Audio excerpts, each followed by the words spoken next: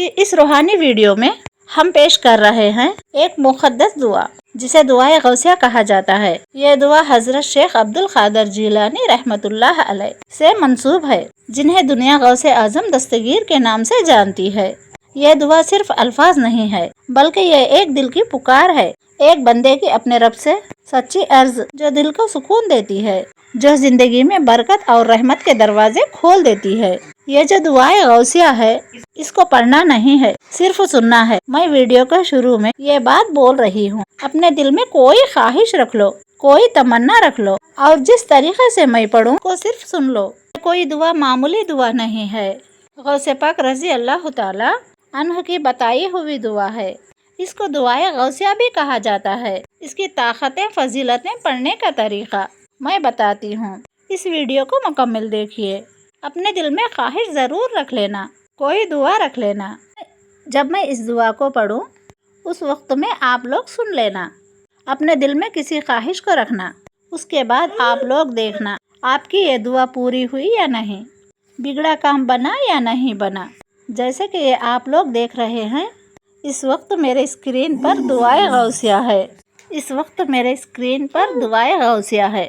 اتنی چھوٹی سی دعا ہے۔ یہ دعائے غوثیہ کوئی معمولی چیز نہیں ہے۔ اس کی طاقتیں اور فضیلتیں میں آپ کو بتا دوں گی۔ آپ لوگ اتنا سنیے۔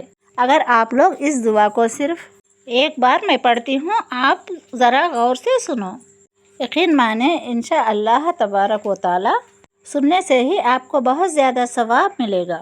اس دعائے غوثیہ کو لوگ حاجتوں کو پورا کرنے کے لیے، بگڑے کاموں کو بنانے کے لیے، مصیبتوں کو دور کرنے کے لیے، رزق اور کاروبار میں برکت کے لیے، پریشانی کو ٹالنے کے لیے، اچھے نصیب کے لیے استعمال کرتے ہیں۔ جیسے کہ ابھی میں نے بتایا، صرف ایک بار پڑھنے سے ہی اس کا نتیجہ فوراً دیکھنے کو ملتا ہے۔ یہ غوث پاک کی دعا ہے۔ اس کو دعائے غوثیہ بھی کہا جاتا ہے۔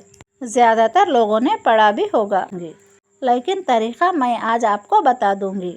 سب سے پہلے آپ لوگ اس دعا کو پڑھنے سے پہلے دل میں یہ یقین رکھیں کہ آپ لوگ مدد اللہ تبارک و تعالیٰ سے مانگ رہے ہو، لیکن غوث اعظم کے توسط سے اللہ تبارک و تعالیٰ آپ کی پریشانیوں کو دور فرما دے گا۔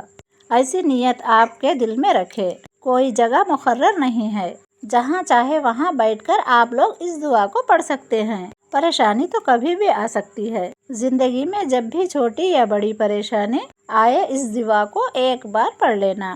اگر آپ لوگ کسی حاجت کو پورا کرنا چاہتے ہیں، کوئی خواہش ہے جس کو آپ لوگ رضی اللہ تعالی غوث پاک رضی اللہ تعالی عنہ کے وسیلے سے دور کرنا چاہتے ہیں، ان کی اس دعا کو پڑھ کے اپنی حاجت کو مکمل کرنا چاہتے ہیں۔ اس دعا کو پڑھنے کے لیے سب سے زیادہ ضروری ایک چیز ہوتی ہے جس میں اکثر لوگ غلطی کرتے ہیں، آپ مت کرنا۔ اس دعا کو پڑھتے وقت آپ کا منہ قبلہ رخ ہونا چاہیے، یعنی کہ کعبہ شریف کے طرف منہ کر کے آپ لوگ اس دعا کو پڑھیں۔ اس سے زیادہ فائدے ملتے ہیں۔ کچھ لوگ کہتے ہیں کہ ہمیں فائدہ نہیں ہوا۔ اس دعا کو خاص کر عشاء کی نماز کے بعد یا پھر تہجد کی نماز کے بعد پڑھا جاتا ہے۔ عام طور پر یہ دعا 11 مرتبہ پڑھی جاتی ہے، زیادہ سے زیادہ 41 مرتبہ پڑھ سکتے ہیں۔ اب میں آپ کو اس کے بہت بڑے فائدے بتاتی ہوں۔ سب سے بڑا فائدہ مشکلات کو حل کرنے کے لیے اس دعا کو پڑھا جاتا ہے۔ اس دعا کی فضیلت سے اللہ تبارک و تعالی بندے کی پریشانیوں کو دور فرما دیتا ہے۔ اس دعا سے ناممکن کام بھی ممکن ہو جاتے ہیں۔ دوسری چیز حفاظت کے لیے، کاروبار اور اولاد کی حفاظت کے لیے جو شخص اس دعا کو پڑھتا ہے، اور اس دعا کو پڑھنے سے بندہ نظر بد سے بھی محفوظ ہو جاتا ہے، جادو ٹونے کے اثر سے بچ جاتا ہے۔ تیسرا فائدہ، رزق میں برکت۔ یہ دعا تنگ دستی کو دور کرنے کے لیے بندے کی مدد کرتی ہے۔ بندے کے حلال رزق میں اللہ تبارک و تعالی اس دعا کو پڑھنے والے بندے کے حلال رزق میں اللہ تبارک و تعالی برکت فرما دیتا ہے۔ دل میں سکون رہتا ہے۔ نمبر 4، دل میں سکون رہتا ہے، یعنی کہ اس دعا سے بے چینی، اداسی، ڈر یا تمام چیزیں دور ہو جاتی ہیں، دل کو سکون اور تسلی ملتی ہے۔ نمبر 5، حاجت پوری ہوتی ہے۔ کوئی آپ کی خواہش ہے، تمنا ہے، دعا ہے، حاجت ہے، چاہت ہے، یا پھر آپ نے جس بھی ضرورت کے لیے اس دعا کو پڑھ رہے ہیں، اللہ کے فضل و کرم سے وہ حاجت مکمل ہو جاتی ہے۔ یعنی کہ پوری ہو جاتی ہے۔ چھٹواں فائدہ جو سب سے ضروری ہے، آخرت کا فائدہ۔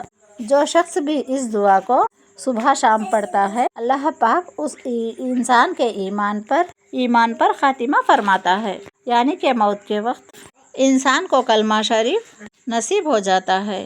اور بھی اس کے لاکھوں کروڑوں فائدے ہیں۔ آپ کے سننے سے ہی انشاءاللہ آپ کو سکون مل جائے گا۔ ایک ایک لفظ کو دھیان سے سنیے، اس کے بعد میں آپ کو بتا دوں گی اس وظیفے کو کس طرح کرنا ہے۔ بسم اللہ الرحمن الرحیم۔ یا مغیث اغثنی، یا مجیب السائلین اجبنی، یا سمیع الدعاء، یا دفیع البلاء، یا حلیم یا عظیم، انت ربی لا الہ الا انت، اسألک تمام العافیات و شکر العافیات و حسن الخاتمات، یا عظیم یا کریم۔ اس دعا کو آپ نے ایک بار سننے سے ہی آپ کا بہت زیادہ فائدہ مل گیا۔